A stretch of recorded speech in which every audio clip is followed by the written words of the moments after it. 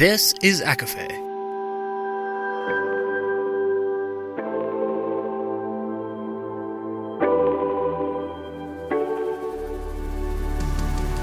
Laura Marie and Jessica Marie proudly present A Court of Fandoms and Exploration, a podcast. Fair warning, everything the hosts say is explicit, full of spoilers and adult content and shall not be used against them. They have opinions. Let's try not to drag anyone for expressing themselves and just have fun for an hour. We all deserve it. This episode has no spoilers to our knowledge, but does mention Legendborn, Vampire Diaries, and villains from the DC Comics. There are also discussions surrounding grief, depression, and suicide.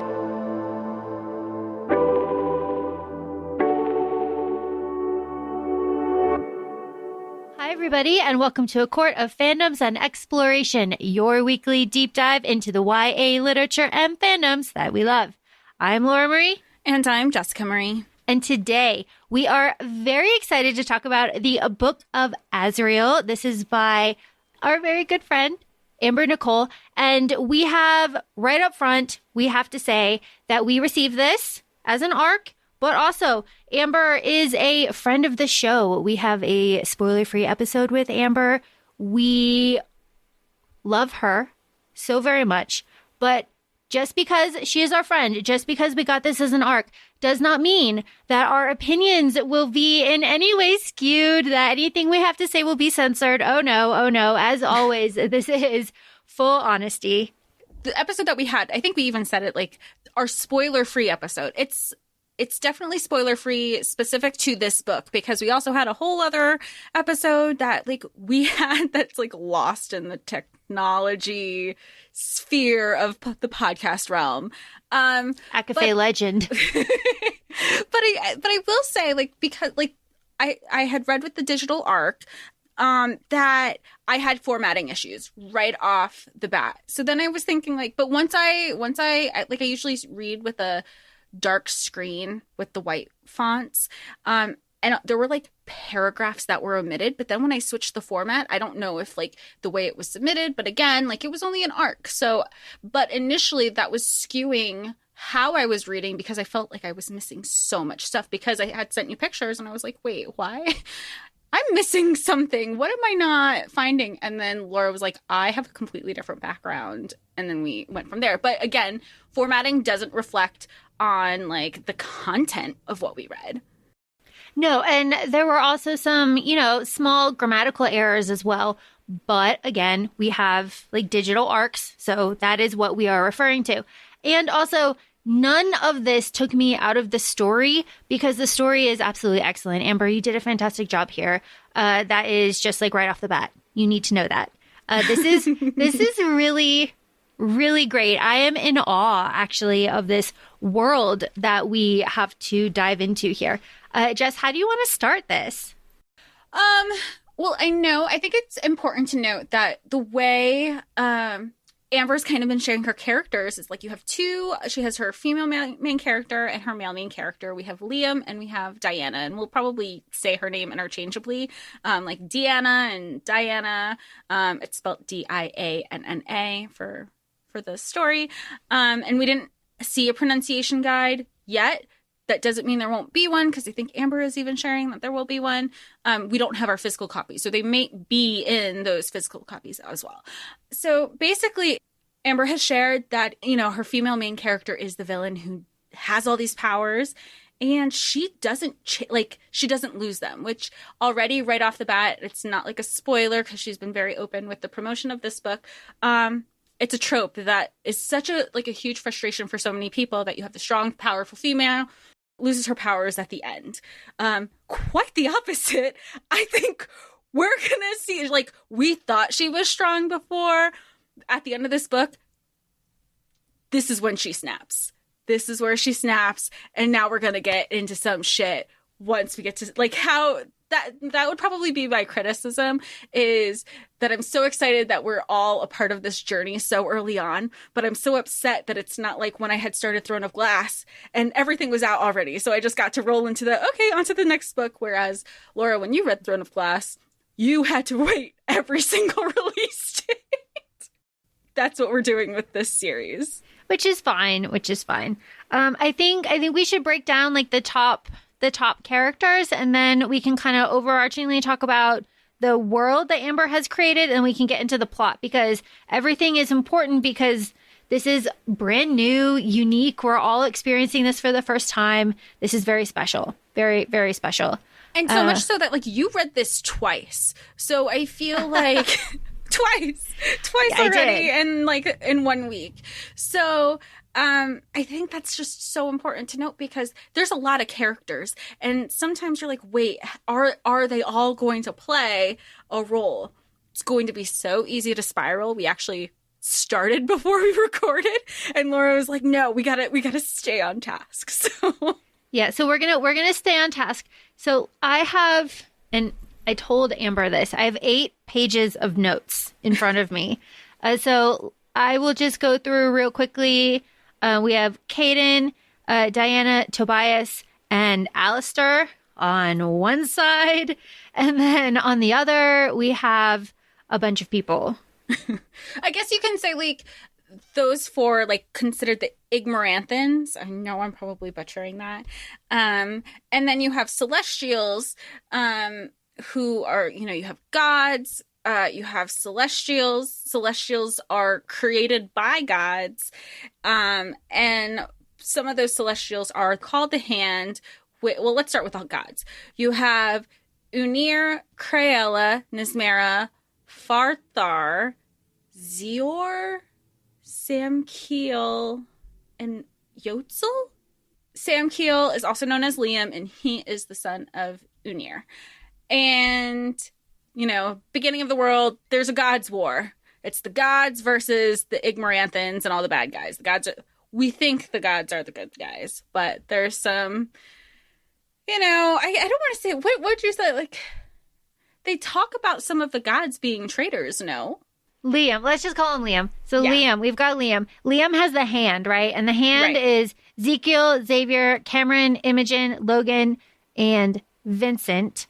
And then we've got Navarra in there. Yeah, and we've got Navarra in there too. Because Ezekiel is dead. So those are his people. That he lives with on Rashiram. Yes.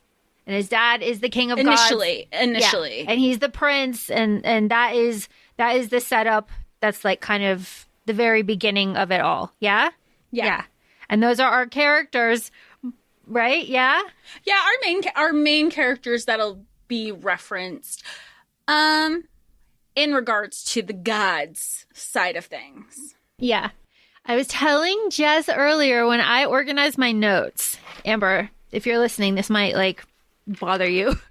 I organized my notes by the different places that Diana and Liam, or I guess the chapters, took us, and in more or less it is organized into 23 different situations, and I have taken notes on these 23 different situations. So that is how I have approached my notes. And Jess said that I read this twice. I did. I read it twice in 4 days. The first time was for vibes. The second time was for like deep plot. I'm very tired. Just finished this in true ACOFAE fashion. Usually, so, and I sent her the group text of reactions, because I was trying to do the same thing. I was like, I need to read this. We have to we want to discuss it. I was having book talk FOMO. Everybody was finished it, read it, had their arcs, and I was just like, I am a slow reader. I am such a slow reader, especially when I don't have the audio. And then I'm doing the SJM thing because there's so many characters. I'm like, highlight. It was I think I was overwhelming myself, and because now my notes are very haphazard. Well, that's okay, because I have my notes, and you have you're running on fumes and vibes. Fumes and vibes. So we will all get there together. Okay, so let's talk about Diana, because she's the badass. She's wonderful. We love her, and we start with her.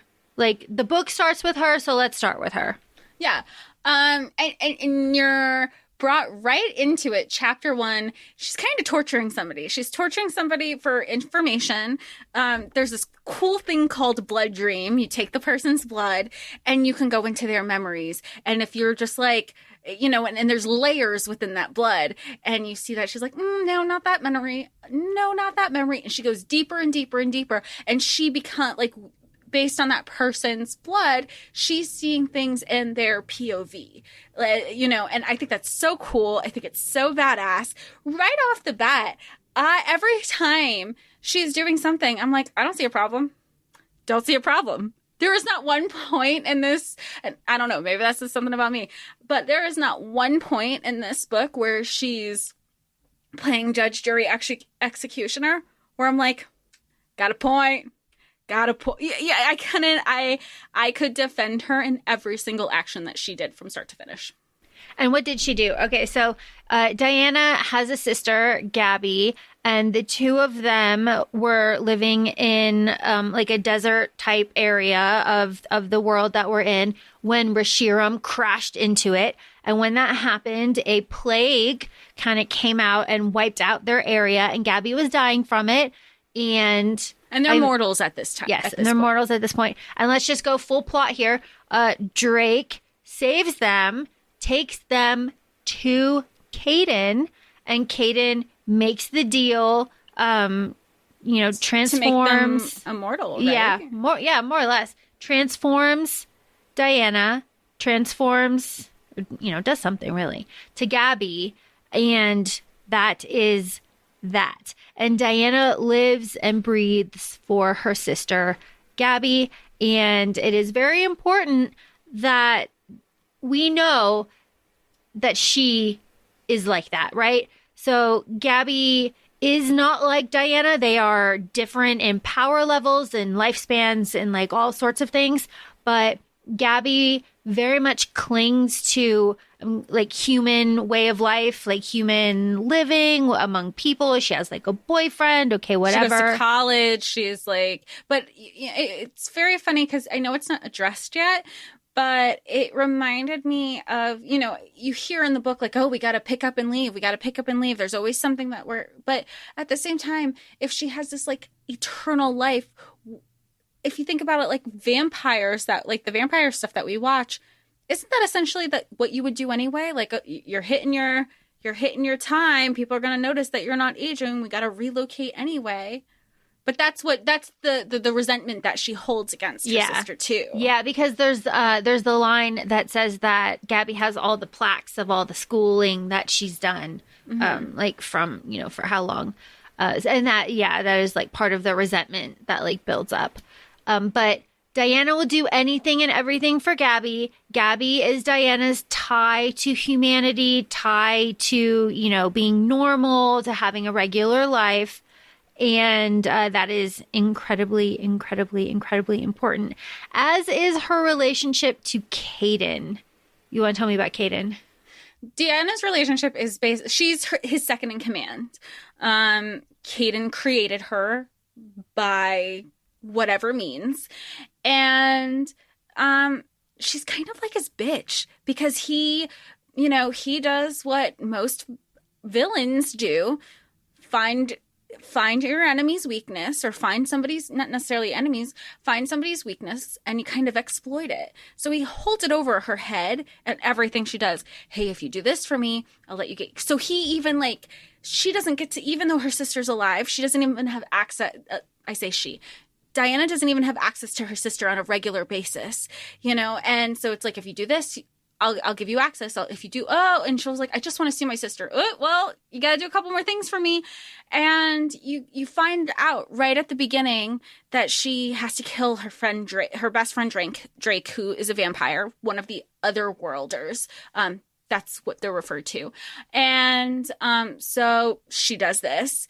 And because Caden has eyes everywhere, he sees it, Big Brother is watching, sees it on a camera that she killed him, and he goes, now you can go see your sister. And then she sees him, and there's also resentment there too, because Gabby still has to, like, not just has to, wants to continue living her life. So she has these romantic relationships, she has these promotions at work, and Deanna will say, like, oh, well, why didn't you let me know? And she's like, I haven't seen you for months. Not because of lack of trying. And she even says, you're not the easiest person to get a hold of, because Caden is kind of the master puppeteer of everything. He is holding the strings to everything and everybody, and ruling with fear. One of my favorite things, because you bring this up, that all Diana wants is to spend time with Gabby, and Caden hands time out with Gabby as a reward. Okay. The dynamic is so good there. I mean, like, good. I mean, it's, you know, it's like all of it is toxic, but I guess the relationship there is like so broken and like toxic that even though Diana gets what she wants, right? Like, because we're talking plot here. By the time we see Diana like pop in and spend time with Gabby, she's already like killed like Drake, right? Because that's the reward. And right. But like we know that she didn't, right? So later in the book, we would know that. Yeah, but like we know that she didn't. So she's getting this time, but she is waiting for Caden the entire time. He is in the back of her head. She doesn't get to enjoy it at all. Ruining the whole time. Yeah. Yeah, because she even goes, because right that first day when Diana goes to see Gabby, Gabby says, well, how long do I have you for? How long this time? And she goes, I don't know. And she really doesn't. So it's like the first day she's like, oh, yay, shopping. And every subsequent day after that, it's always waiting for the other shoe to drop. Like, when is it going to happen?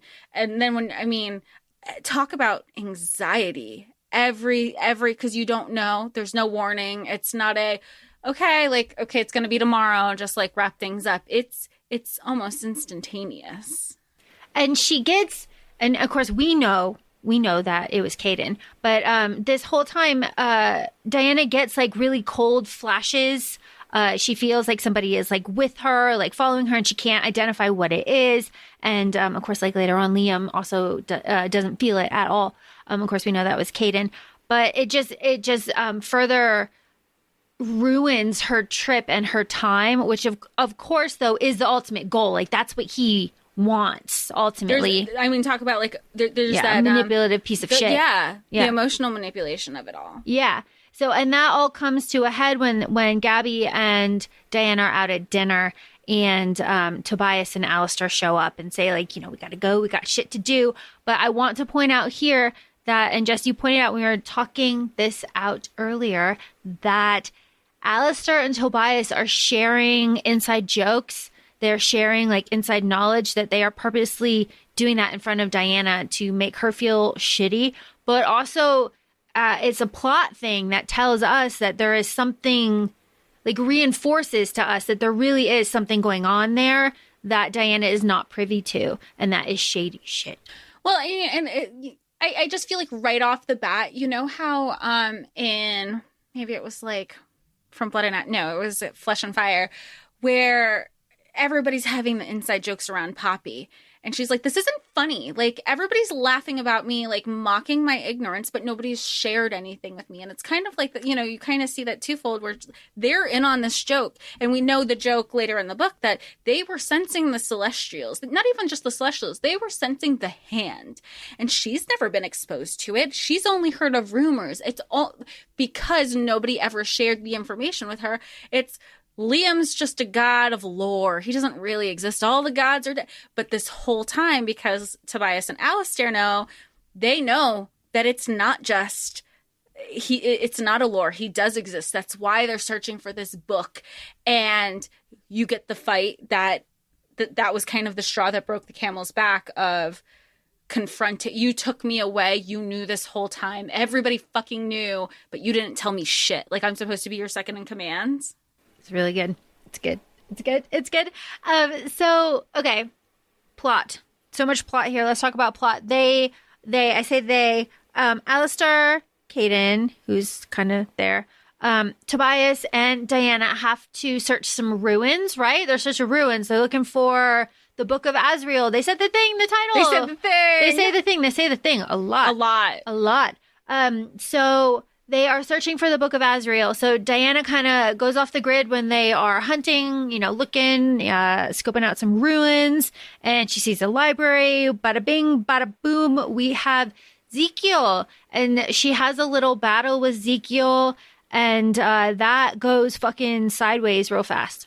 It goes sideways, but I kind of like that Ezekiel does the thing that I always talk about, and I go, I would unalive myself. Don't get any information from me. And that's what she wants. She's like, you can't, we need to like get the we have to like extract information. And he's like, fuck all y'all, I'm out. And he does the thing. And I like, because that's usually what happens. You get tortured, you extract the information, you're done anyway. So he does the thing. And that's the catalyst that brings Liam back.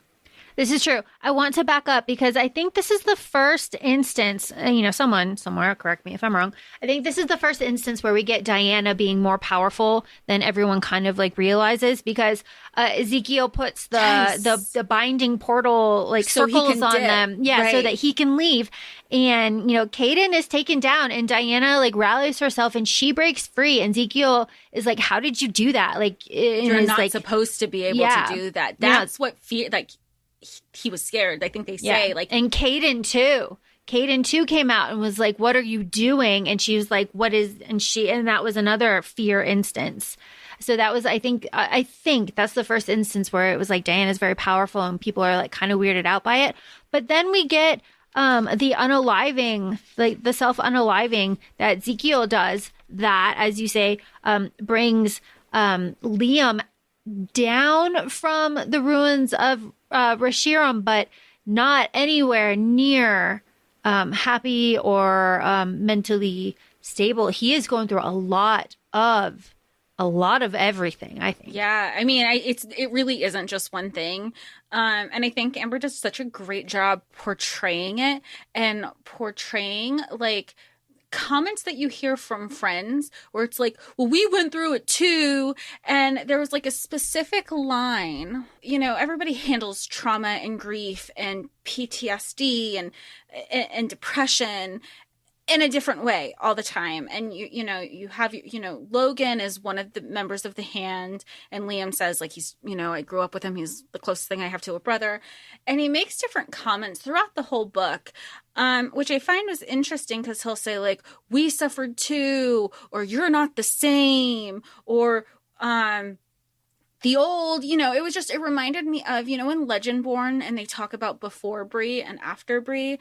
I think it's just so interesting, because you have the one friend who's like, you're so different now. Things have changed. Well, yeah, I've been in isolation. I have self-isolated myself for centuries. I'm not going to be the same. And also how you chose to handle your grief, and everybody, one of the things they go like, I come back to the situation and they're all bonding and laughing about back in the day. He's like, he didn't have that.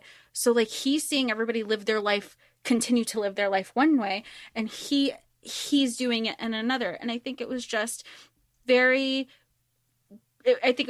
that Amber was able to just portray that everybody does it differently. But I just hate when people criticize how somebody handles their own, like somebody handles their grief.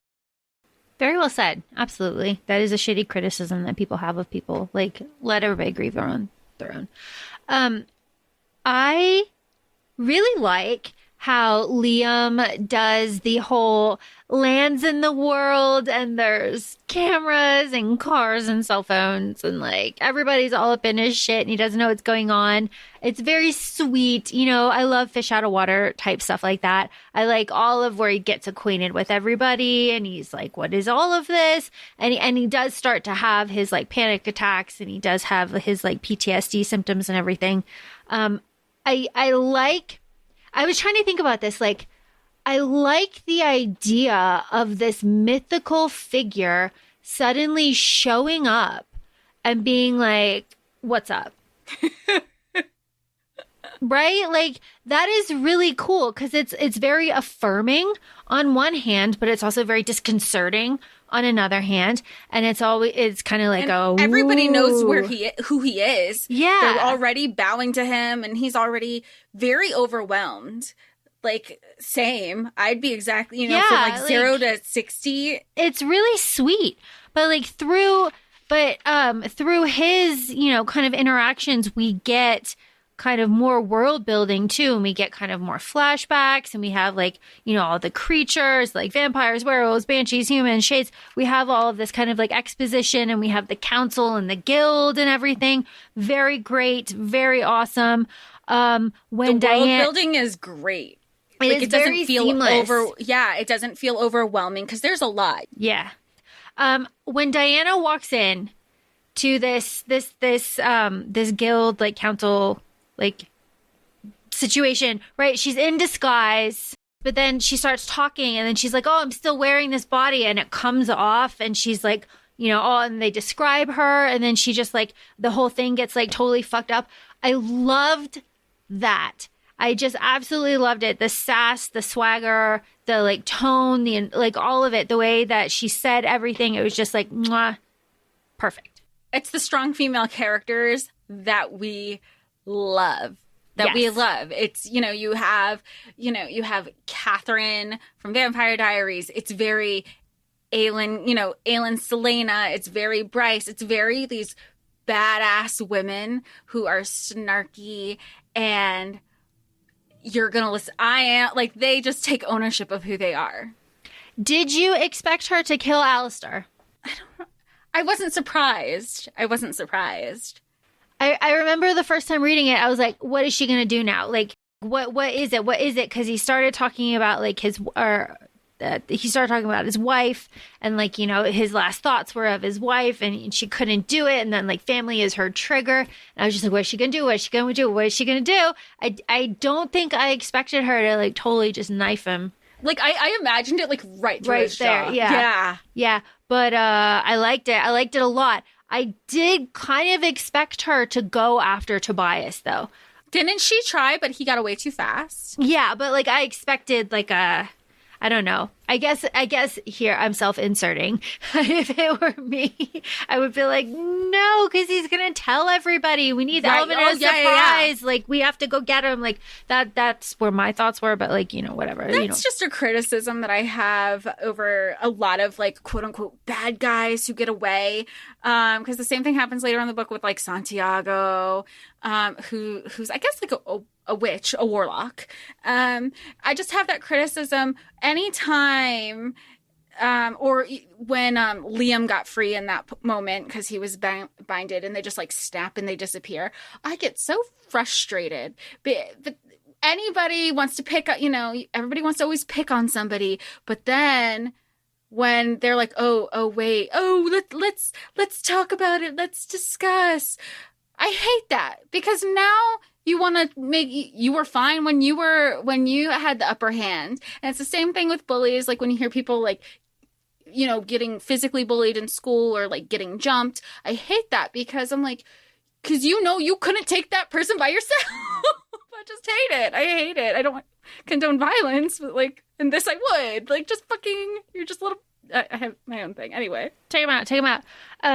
So Diana gets captured, right? She gets tortured. She gets tortured pretty heavily for a long time by Liam. And Liam is still very stoic. He's still very, he hasn't quite adjusted to the language, which, is so he's very like stilted when he talks. He's very formal, very sweet, I still think he's very sweet. They have a lot of banter going on. She's great being tortured. It's basically just like, fuck you. We get the blood oath here, though, at the very end. How do we feel about a nice blood oath? Well, I know what you thought with the palm cutting. It could be anywhere. I think it's, I see, like, you have Nazara who's like begging. She's like, I'm not even questioning. Just say yes. I don't care. You save my husband. And then you have Vincent who's like, are you fucking kidding? It's a blood oath. You can't do that. Even though he was it's a pretty like tame blood oath that he's freaking out over. Yeah, I thought so too. I thought it was very specific. She was literally, I do like that it was very specific. I think I might have like in my head when everybody's like, you know, later in the book when they start trying to propose blood oaths, I go, you know, if you're specific enough, just, you know, or like when Camila was like, let's kiss on it to seal the deal or something. I'm like, we could all be very specific and just kind of like dismiss everything. Like it's not that big of a deal. Because all she said is protect my sister, make sure no harm comes to her. And you can do whatever you want with me. I don't fucking care. Just guarantee her. And that's literally what it was. Like, I don't see what was so hard about that. Either way, you're getting the quote unquote enemy at the end of the day. Yeah, which is probably why he was just like, yeah, whatever, fuck it, right? Like, right, I would think so. I would think so too.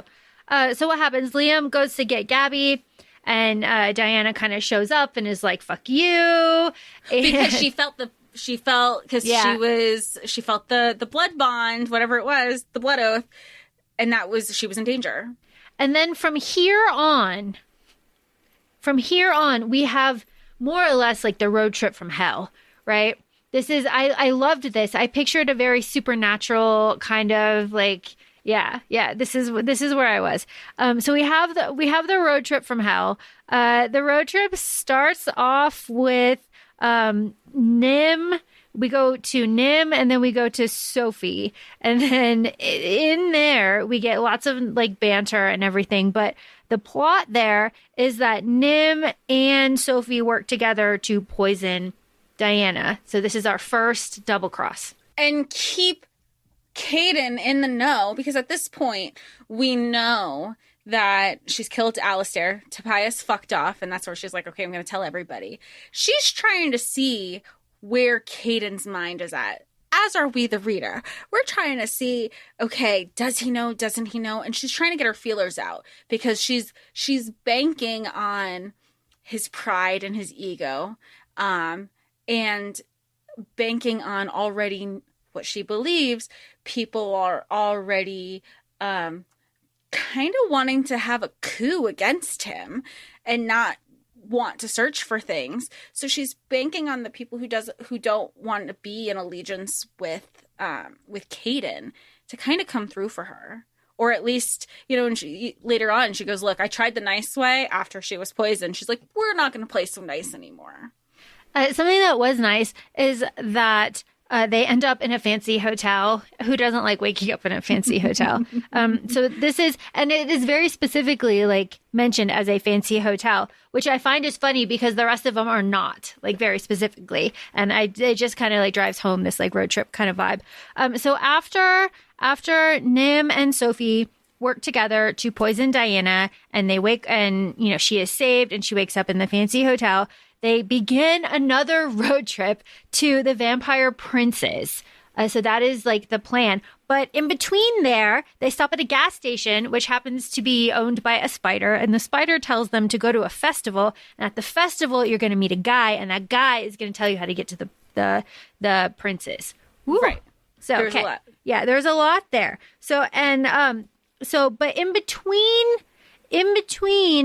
leaving the fancy hotel and ending up at the second motel after the gas station. I'm being very specific because I'm looking at my notes. We have the very wonderful bonding scene where they sleep in the same bed and they say the thing that got to me, which was, your burdens are my burdens. We have the friendship like solidified here. We have the like one bed trope, the sleeping together in a non-sexual way, the comforting, the story sharing that's helpful for us, the reader.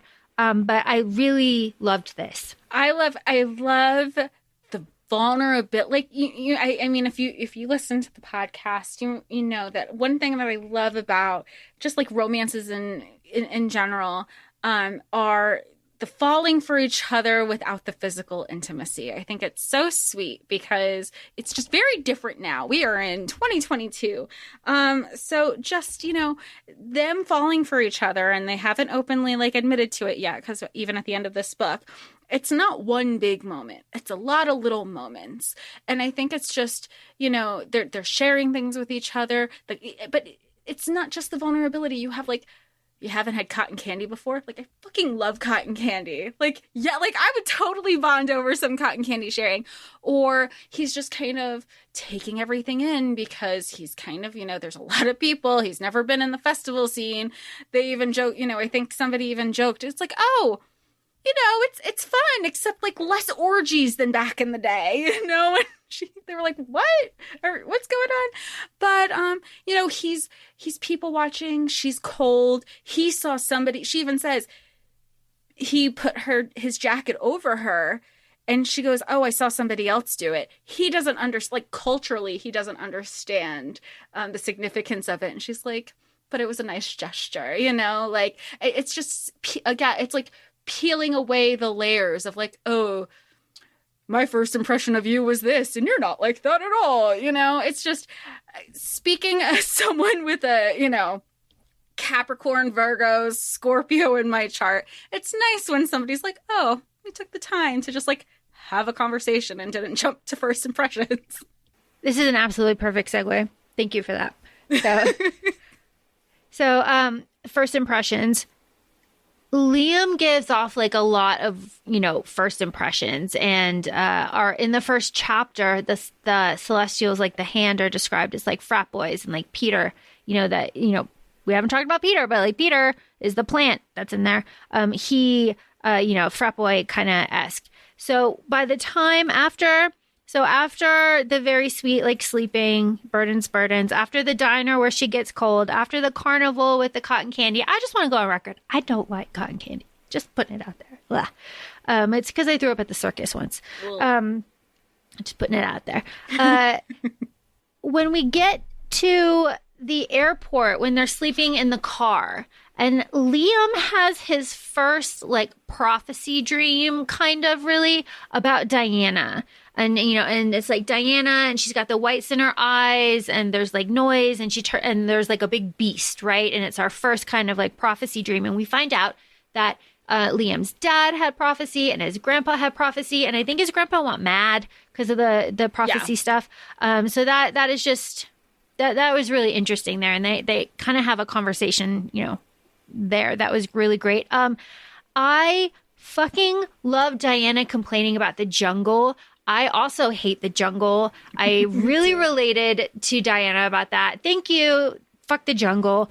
Because the jungle is where Ethan, King Ethan, Prince Drake, and their whole like house is. And I am not sure about the timeline, but it did feel to me like they were there for a very long time. It does. I mean, I feel like, yes, they were there for a while. Then there was the fallout. Well, I say fallout. There was the argument that Liam and Deanna have. They don't speak for a lengthy amount of time, because then she comes to like give him something, which I like. She was like, look, it's Grumpy like you. I thought that was so cute. Oh, and she made him breakfast. She made him breakfast. And then they like that whole thing happens. Like she's just trying to engage with him. And then he gets all like, grumpy about everything. And she's like, well, I wouldn't fucking know. You haven't spoken to me in 2 weeks. And he was just oblivious to time. He doesn't sleep, because he knows if he sleeps, he gets the night terrors and he gets the prophecies. So he's just kind of isolated. He's starting to isolate himself once again, while at the same time distancing himself, because the vampires, Ethan and Drake, were like, you fuck with her, we're gonna fuck with you. Like, don't lead her on. Now we know it's all a fucking ploy. Yeah, bullshit. The betrayal, because that whole time Ethan spends basically that whole time saying like, she's my friend, I saved her, it's not like that, you don't understand, like I love her, over and over and over again. And that fight where it's like, are you sleeping with her, like da da da da da. And I do like where Diana was just like, fuck you guys, that's none of your fucking business. I can sleep with whoever I want, but like, no, that whole blow up. Yeah. But, you know, and I like that she also, not only does she say, like, fuck you to the two, like, you're so annoying being my brothers, like, being my older brothers. But then she also calls it out on Liam to be like, and you have known me longer than you've known these two people. You have been more vulnerable to me as I have been with you. And all of a sudden, their opinion matters to you? Who? That's not, you know what? And then she was like, you know what? Fuck it. Every ounce of energy that I've put into our friendship, our working relationship, she goes, I'm done. And she leaves. And he's like, you know, tail between his legs, as he should. This is, because at the same time, this is the first person. Yeah, he had all his hand, but this is the first person who's just like checking in with him, how he's doing. Yeah. And how is he doing? Nobody is actually like doing well. No one's doing well, yeah. No one is doing well.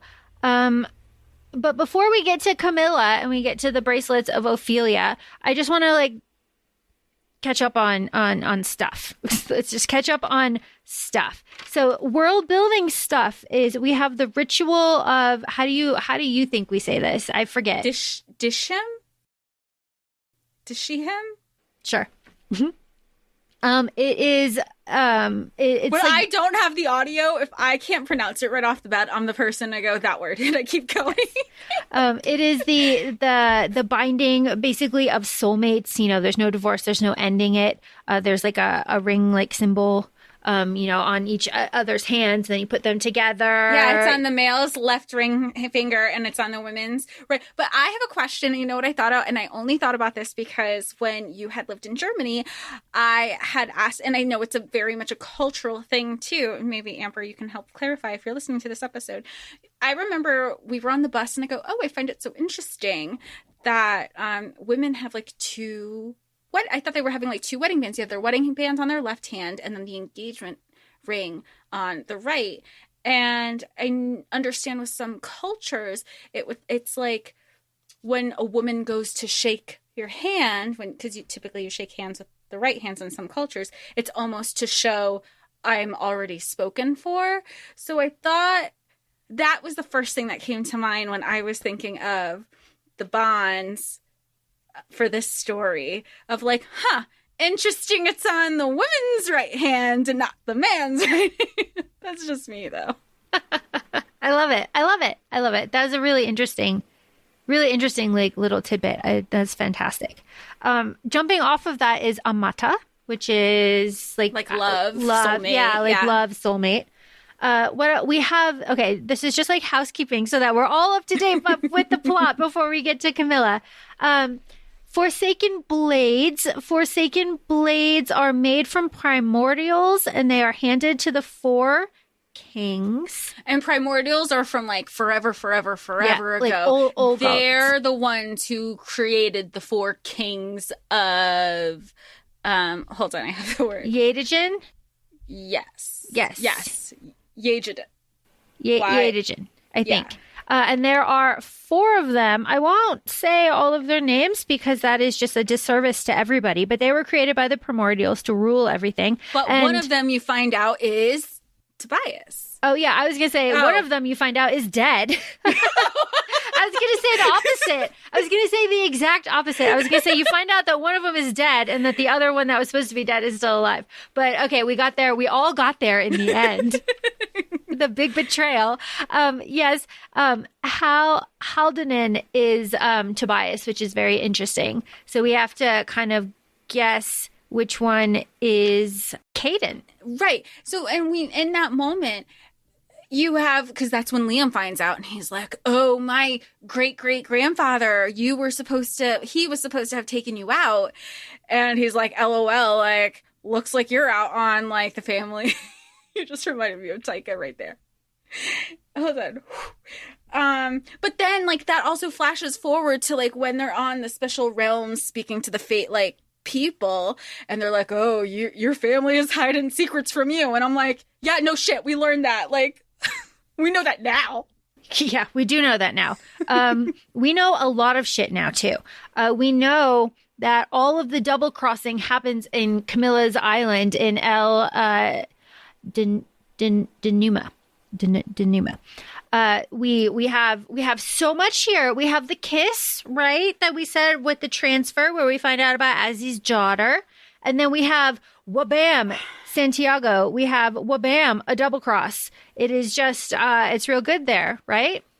I'm just thinking about it and I'm so mad all over again because of the fucking double cross, because like that's where you're finding out that, that's where she's starting to admit the jealousy that she has. Yeah. And Camila even tells Liam, he's like, oh, well, you kind of fucked that up. Like, that's not going anywhere now. And she's like, nah. I made her realize. And I just want to throw something because, yeah, she's saying this and yeah, she realizes all this stuff. But everybody was just out. I get that she's like a scorned lover and everything. I want her to burn it down. I just want Deanna to burn the whole fucking thing to the ground. And that's why I like when she said, when they're in like the temples in the cavern, she's like, take out oblivion. She's like, I don't even fucking care if it offs every single one of us. Just, they all need yeah. Cause I don't want to speak for both of us, but if I'm in my worst stage of fit of rage, no questions. Act first, question later. And then I'd be dead to not question it later. So then there you go.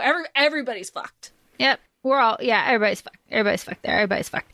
Okay. I'm thinking we have the double cross where Caden's witch, Santiago, and Camilla working together are, also like, why didn't, no, I feel like I'm going to spiral, but this is just a thought. If Deanna came up front when she saw that whole double cross, because you know how we find out that Camila is just scorned because Camila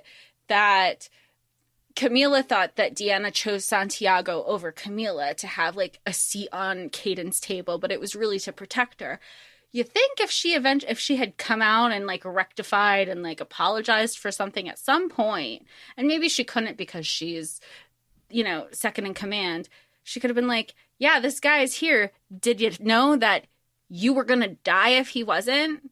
Like, I just feel like if the communication was there, would Camila have betrayed her? I think we're focusing on the wrong things. I know. I think we need to be. This is all good questions. Let's keep back on track here because we have Sexy Morning Head. We have Peter's mom's house. We have priorities. Coretta. Yes, priorities. We have women pleasure only, and then we have Thank You Morning Head. Thank you, Amber, for that. That was great. That was unexpected. Love it. I like that it was Coretta's house, and I like that there was like a full circle tie in there too. It's like, oh, Peter's mom, and Liam's like, I wouldn't have brought you here if I knew it was Peter's mom that's fucked up. Like, I wouldn't have done it. The acknowledgement, yeah. Yeah, it was really cool. The spice, nicely written. Very nice. Great. Blushing a bit. Love it. From this nice morning head, we go directly to the temples where Victoria is buried. And I think at this point we need to say that the Book of Azrael is confirmed to exist. It is a contingency plan basically on how to kill Liam. And it is brown leather with silver latches. Thank you for that description. And the person who knows where it is Azrael's daughter, Ava. And Ava is working with Geraldo, and they go through the temples, and it is a very, very Indiana Jones Temple of Doom, secret walls, secret things, only I can open, kind of puzzle situation, which I love. I love that. I love all of that. You got to jump in a ravine. The tomb is sealed. Only Liam can open it. I love it. We get the reveal here that Ava and Geraldo are long dead and that they are being controlled by Tobias, who is Hald Noonan, who's one of the kings mentioned before. I did not see this coming. Oh. I just, at this point, I knew that there was going to be I thought there was going to be a betrayal. I didn't think that they were dead already. Yeah. Especially because earlier in the book, they were talking about how Alistair is the one with the mind control, and he was the puppeteer. He was the one who can make people's minds go to mush and then control them. And they had said he doesn't have that muscle anymore. Like, that was because we also know, like, through like the world building of it, that everybody kind of has like even though everybody's powerful, everybody kind of has like their little like specialty that's powerful. And we understood that to be Alistair's little specialty. We didn't know Tobias had that also. And with Tobias raising the dead, he's like the smell and you got them wet and, all this like gross details. There's a huge fight that happens here. I'm not going to get into it because it's a fight scene, but we end up learning that Diana is essentially a queen in this situation, like through Liam's like kind of, like revelations here. But at the very end, Tobias has Diana. Like he's got her in the grasp. He's got a heart situation, and it is a very classic like, give me the book, I'll give you the girl. Yeah, and Diana's, don't give him the book. Don't give him the book. And me, the reader, was like, don't give him the book. Don't give him the book. Give him the book. What are you doing? Like, no, don't give him the book. And I like that she made that decision for him. Yeah, she was like, no. And then Diana essentially pulls her own heart out of her body, using was Tobias's Tobias arm. already kind of there, and then she kind of yanked his okay. She kind of like she yanked Tobias's arm out. Yeah, which was like badass. Personally, that was pretty awesome. Pretty awesome. The visual of that was pretty fucking cool, I gotta say. But then Tobias gets the book and like, goodbye book of Azrael. Only thing that tells me how to kill Liam, who's like unstoppable. It is important at this point to remind everybody that if Liam dies, the realms open, right? And all of the monsters that have been sealed like come in to where they are, because Liam, his father, made a deal with Kyrella, the first one to use magic, to bind Liam to make him truly immortal if Ynir was to die. Okay, plot. That's all plot. Okay. Also, Yotzel killed, I just want to say again, for plot, Yotzel killed Ynir, and then that is how the Oblivion Blade was formed, and that's how the planet got blown up. Did you have the image of when Diana and Liam were sneaking into the like council, area, and they had to like go through the elevator and sneak in when they were going to see like Imogen, Cameron, and Xavier? Yeah, were you getting very Ministry of Magic sneak in vibes? Because I was loving it. I was loving it. Yeah, especially because she had to shapeshift into Imogen's form. And like, that would have, she was already like, I know I should, I know like we're all thousands of years old. I know we all have like past lovers, but she knows she's still like unrequited. Because then the other two, they're like, oh, I guess it's not so unrequited now, huh? You finally got all those messages. And he's like, I just pictured it so well. She's like, and he's even like, he already knows where her jealousy is like stems from too. So it's awkward for, I want to say everybody, but it's not. It's just for Liam and Diana, but you're there with them. And what's really fantastic too is you're saying that you can picture it is like as Liam and Diana are walking away, right? Diana looks back and she sees them just staring at her. Like, so she knows that they know something's wrong. Yeah. And it's just a very like kind of chilling visual that I really, really enjoyed there. That was fantastic. But the visuals for this whole book are so good. You want it on screen too at the same time. Absolutely. And another thing that, is a fantastic visual is we have, I'm going to say Recurrum. Correct me if I'm wrong, Amber. Yeah. Recurrum. And this is like the Fates, right? We have, so Liam, and I do like that Diana was like, why didn't we just go to the Fates first? And which is like so good. Thank you for addressing that. And Liam was like, I didn't think the fucking book existed. So why are we going to go to the Fates who only talks in riddles and makes things more confusing? Like we needed to confirm one thing before we go off the deep end on another thing. And I enjoyed that reasoning.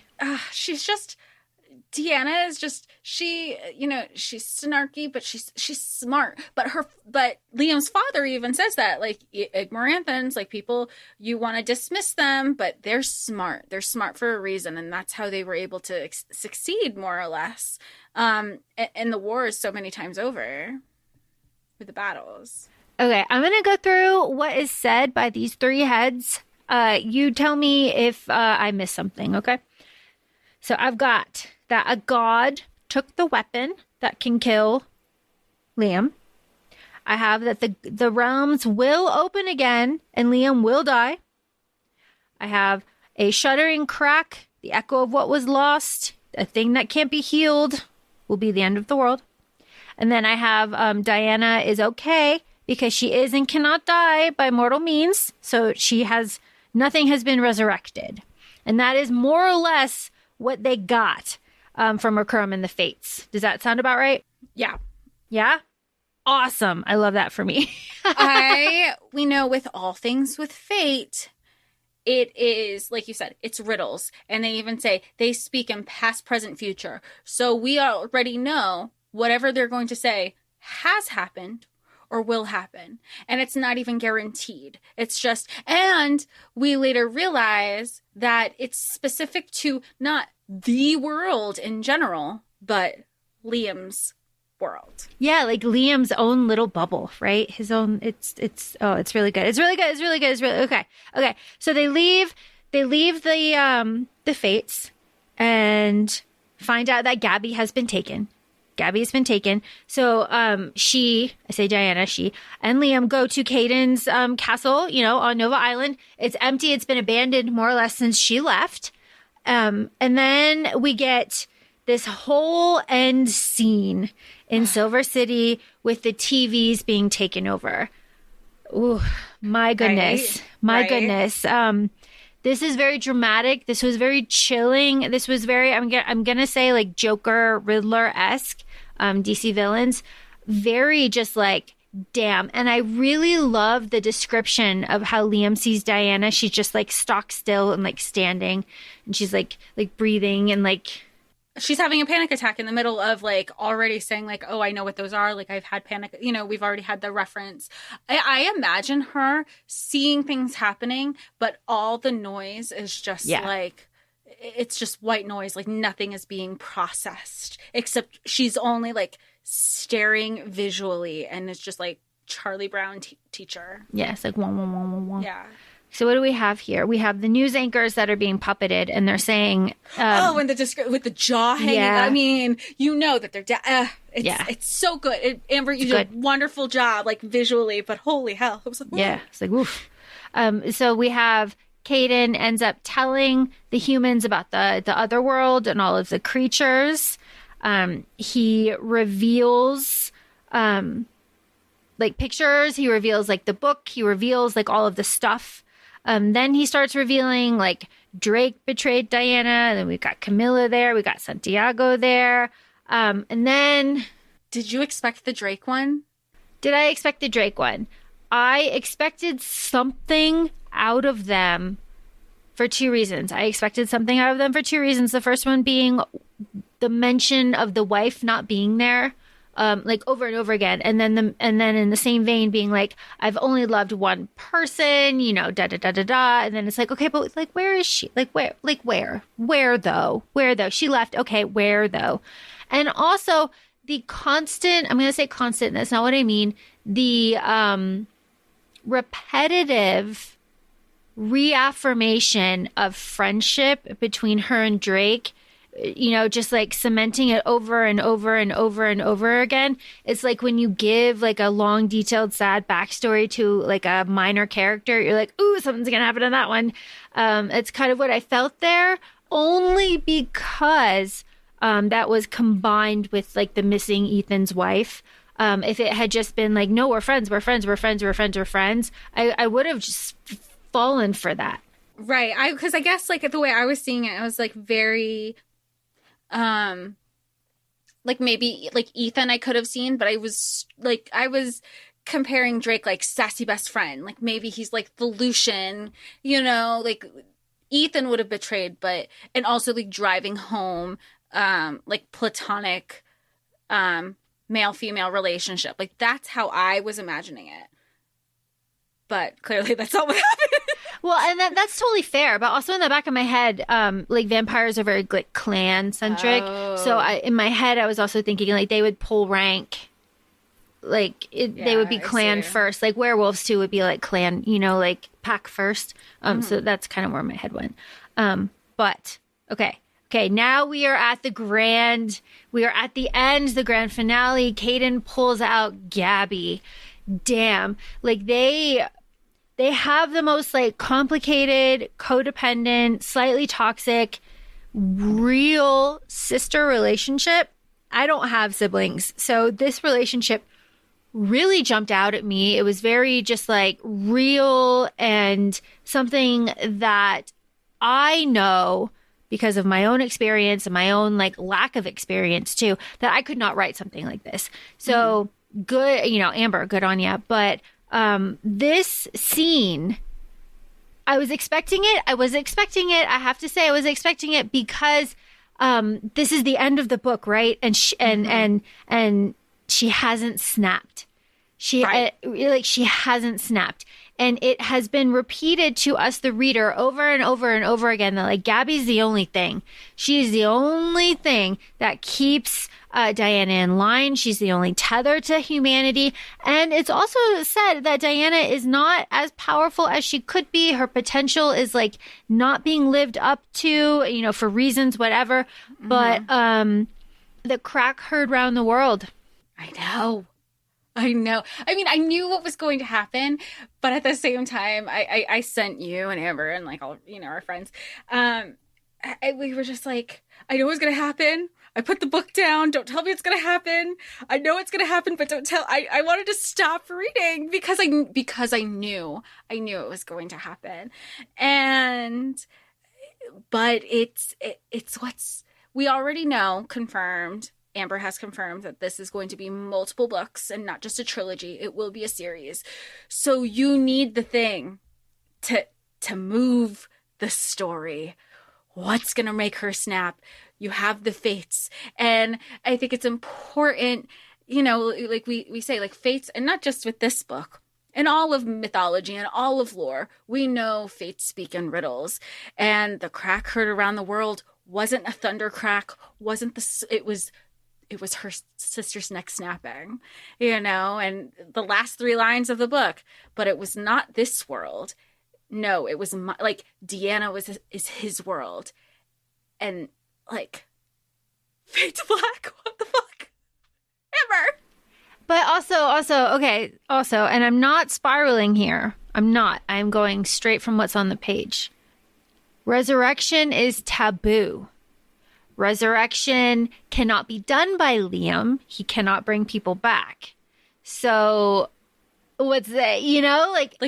Right. What's she gonna do? Because that's one of the things that was said with the what's our, they do the resurrection. What's the repercussion? Because there's balance, right? Yeah. That's also mentioned. It's not, that's also mentioned in the book. So, there's balance, blah, blah, blah. It's why his father, even though his father loved his mother more than anything, he was like, I have the necromancy power, but I can't do that. Like, that's not what a god does. God can't be selfish. You have to think of everybody else. You're the last person you have to think of. And that's constantly reminded in the dreams and the flashbacks and the, that's repeated as well. And I feel like, not the flashback, but like, I guess Liam's point of view when he's putting her, Deanna has her heart out. He puts the heart back in, and there's the visual description of, well, I kind of just put the heart there and I gave her some of my blood and then I'm hoping that it'll repair itself. Maybe like that's him trying to logically process the resurrection necromancy loophole. He's like, oh, well, if this is my loophole, it'll be fine. You're spiraling. Stop spiraling. I know. Stop spiraling. We don't know. It's the first book. We don't know. I know. But I'm sure I'm not the only one. Here's the thing. Imagine if you started spiraling after Throne of Glass.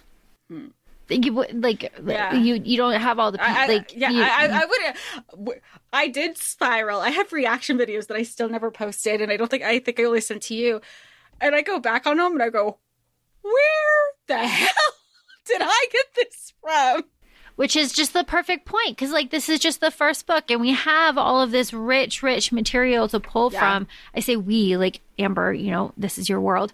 So when we go into the next book, and obviously like, I feel like this is a book that you should reread before you read the second one, you know, and of course Amber is like writing the second one as we speak. So like really fantastic. That's the end of the book. Like Diana like erupts, right? You know, remember I love you. That's their mantra. She says it, neck snaps, eruption, boom, fade to black. Jess, how do you feel about this? I'm ready. Like now, please. Yeah, basically. Yeah. Like, I understand how she, like, you finish this and then you just want to keep writing. Like, I totally understand where some authors, once you start, you're like, all right, send off, gonna keep going because everything's flowing. You know, I think I said at the top of the episode, I said, you know, I'm almost upset that I didn't catch on to this book years later when it's done, but I'm also like so happy to be a part of this journey with our friend, with the community, like everybody. I mean, it's sold out on Amazon and Barnes & Noble on the first day, both paperback and hardcover. Like, you can't get a more supportive community than that when your work is good. We should say POC. Oh, yeah. Diversity. Representation. All of it. Yeah. All of it. All of it is there. Like, fantastic. Just Bi-panic lovely. is real, let me tell you. It is lovely. All of it is lovely. So, Amber, fantastic job.